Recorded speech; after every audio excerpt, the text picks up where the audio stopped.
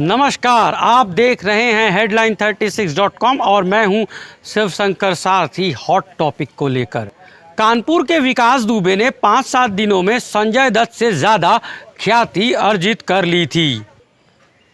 भगवान महाकाल की नगरी उज्जैन में बुधवार को विकास दुबे पहचान लिया गया और उसने सरेंडर किया या फिर उसकी अरेस्टिंग हो गई, जैसा कि शुरुआत में टीवी चैनल्स ने बताया। छत्तीसगढ़ में नक्सल हमलों में बहुत बार शहीदों की संख्या और शहादत के बारे में राज्य के गृह मंत्री को पता नहीं होता है, लेकिन इसके उलट मध्य प्रदेश में मुख्यमंत्री शिवराज सिंह चौहान और गृह मंत्री नरोत्तम मिश्रा को विकास दुबे के बारे में चंद मिनटों या घंटों में काफ़ी कुछ पता हो गया था। मुख्यमंत्री शिवराज सिंह चौहान और गृह मंत्री नरोत्तम मिश्रा एजेंसी और टीवी चैनल्स को बाकायदा इंटरव्यू दे रहे थे और विकास दुबे के बारे में बता रहे थे। मुख्यमंत्री शिवराज सिंह चौहान ने न्यूज एजेंसी ANI को इंटरव्यू देते हुए यह बताया कि वो लगातार मुख्यमंत्री योगी आदित्यनाथ के टच में थे। मौलाना साहब, जमाती, राम मंदिर और चीन पाकिस्तान समेत मामलों की बेहद जानकार मीडिया विकास दुबे को लेकर लगातार रिपोर्टिंग कर रहा है। जहां प्रधानमंत्री नरेंद्र मोदी की सरकार लगातार पब्लिक सेक्टर यूनिट्स को बेच रही है, इस दौर में प्रधानमंत्री नरेंद्र मोदी के राष्ट्रभक्त समर्थक ही जो कहे वही सही है। इस दौर में हमने विकास दुबे के मामले को ऑपरेशन करने की कोशिश की है, हिमाकत करने की कोशिश की है हॉट टॉपिक के ज़रिए। तो आइए देखिए और सुनिए हॉट टॉपिक पर हमारी एक रिपोर्ट विकास दुबे के एनकाउंटर मामले पर। जम्मू एंड कश्मीर में फिर एक हत्या हुई। हत्या के दौरान सुरक्षाकर्मी गायब थे। गायब सुरक्षाकर्मियों को गिरफ्तार कर लिया गया है। भाजपा के जिला अध्यक्ष जिस नेता की हत्या हुई है, उस युवक ने आतंक के खिलाफ समाज को जगाने का काम किया था। अब चले आते हैं जरा मध्य प्रदेश और उत्तर प्रदेश की ओर। छत्तीसगढ़ में रोजगार के सिलसिले में सालों से रह रहे हैं, तो दूसरी ओर दोनों ही राज्यों में छत्तीसगढ़ के लोग भी मजदूरी आदि करने के लिए आते जाते रहते हैं।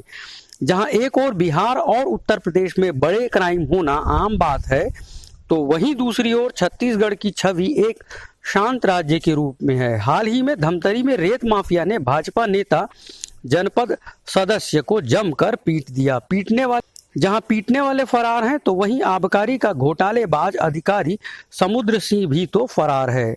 देश और राज्य में IPS बाबू साहब लोगों के जलवे हैं। बतौर मुख्यमंत्री डॉक्टर रमन सिंह को लगता था काम करने के लिए बड़े बड़े बिल्डिंग्स की जरूरत है, सो उन्होंने शानदार नया रायपुर बना दिया। लेकिन हमने कोरोना के लॉकडाउन के दौरान देखा छत्तीसगढ़ के DGP साहब तो टेंट में भी कंफर्ट हैं। जहां DGP साहब टेंट में कंफर्ट नजर आए, तो वहीं रायपुर RTO ने 90% काम ऑनलाइन हो रहा है कहकर इतिहास रच दिया।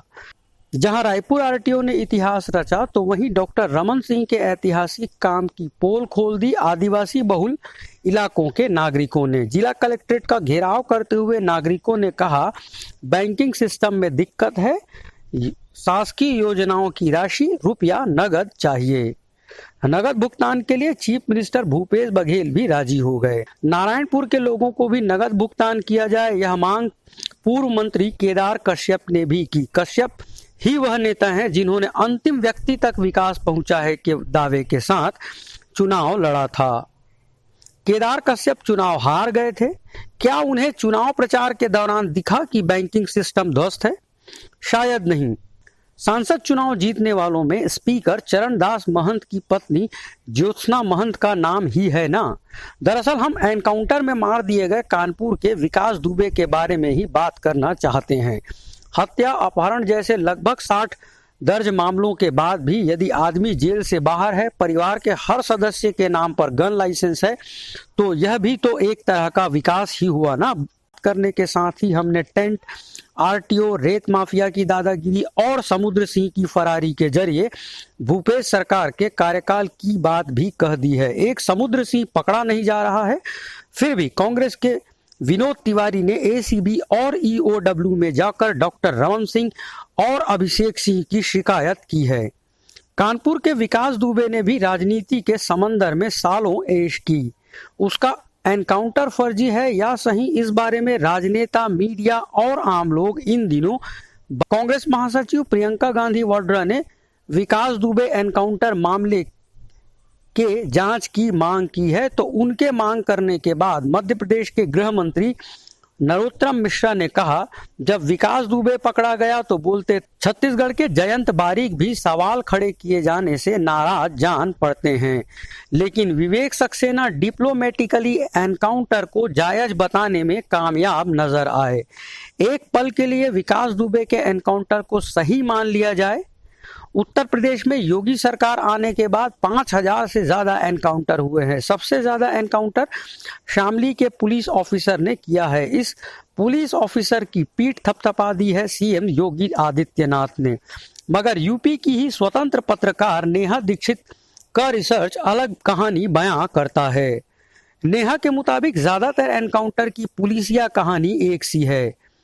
पुलिस ने अपनी रिपोर्ट में उसे बाइक से भागने की कोशिश करते लिखा, जिसने जिंदगी में बाइक नहीं चलाई है। नेहा के रिसर्च में यह भी आया कि जिन्होंने पूरी गोली शरीर के आर पार होती है, इसे फॉरेंसिक एक्सपर्ट भी मानते हैं, लेकिन पेट या सीने में लगी गोली।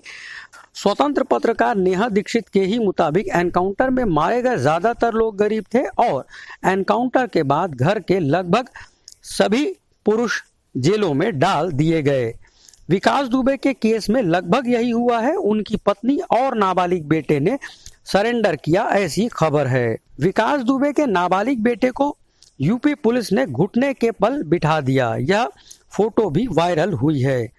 यूपी पुलिस ने एक बार धाए धाए बोलकर भी एनकाउंटर किया है। मुंह से एनकाउंटर करने वाले साहब को सरकार ने इनाम भी दिया है। तो दूसरी ओर साल 2018 में पुलिस ने बाकायदा मीडिया को साथ ले जाकर एनकाउंटर करने का कमाल भी किया है। फोटो और वीडियो जर्नलिस्ट को साथ ले जाकर एनकाउंटर करने वाली यूपी पुलिस ने इस बार काफिले के साथ या बराबर चल रहे मीडिया के लोगों को भौंती के आसपास ही रोक दिया। पुलिस गाड़ी पलटी, विकास दुबे ने पिस्टल छीनने की कोशिश की, वह भागा, पुलिस ने पीछा किया, उसे सरेंडर करने के लिए कहा गया, उसने पुलिस के लोगों पर। पीएम करने वाले डॉक्टर के मुताबिक विकास दुबे के सीने पर 3 और 1 गोली पेट में मारी है पुलिस ने। सीने और पेट में गोली खाने का मतलब है कि विकास दुबे की आंखें तो सबकी तरह भगवान ने सामने ही दी, लेकिन सामने देखकर पीछे तेज दौड़ने की कला सिर्फ विकास को दी है भगवान ने। वैसे हो यह भी सकता है कि उसने एक पिस्टल के साथ पुलिस से आमने सामने की लड़ाई लड़ी हो और ऐसी लड़ाई के दौरान सीने और पेट में गोली लगी हो। एक कहानी यह भी हो सकती है कि फिल्म रईस में जैसे माफिया शाहरुख खान की गुजारिश पर पुलिस ने सीने में ही गोली मार दी थी, वैसे ही विकास दुबे की गुजारिश पर यूपी पुलिस ने सीने और पेट में गोली मार दी हो। लेकिन यूपी के लॉ एंड ऑर्डर संभालने वाले आला अधिकारी ने टीवी चैनल से बात करते हुए यह बताया कि सरेंडर के चेतावनी के बाद गोली मारी गई, यानी गुजारिश वाली फिल्मी कहानी को ध्वस्त कर दिया यूपी पुलिस ने ही। एक फिल्म है अब तक 56, नायक है Nana Patekar. Crime branch officer बने नाना पाटेकर को मूतने के बहाने कार से उतारते हैं। एनकाउंटर की कोशिश होती है, लेकिन क्राइम ब्रांच का जूनियर सिपाही अपने सीनियर के सीने पर गोली चला देता है और इस तरह नाना पाटेकर यानी कि फिल्मी नाम साधु सिंह को बचा लेता है उनका जूनियर ऑफिसर। इस फिल्मी एनकाउंटर के समय बारिश हो रही थी और यूपी पुलिस के एनकाउंटर जब मुंबई की हिंदी फिल्म रईस में दिखाया गया है कि एक बार एनकाउंटर की जोरदार तैयारी करके बैठी होती है पुलिस। कई बंदूकें गोली चलाने एकदम तैयार, लेकिन कार से उतरते हैं पहले माइक और कैमरा थामे इलेक्ट्रॉनिक मीडिया के लोग।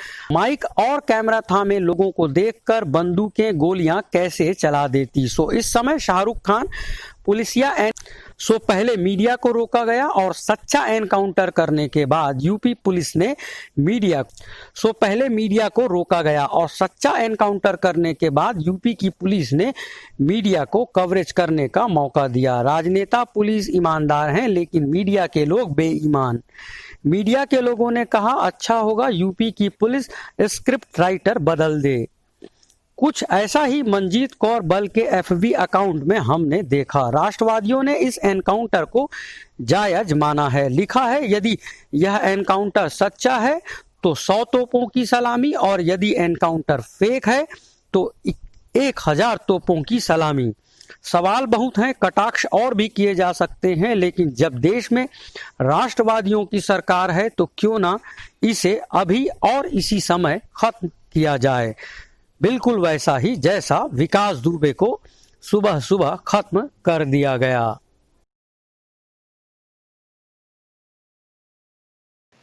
आप देख रहे थे headline36.com। आप सबका बहुत बहुत शुक्रिया।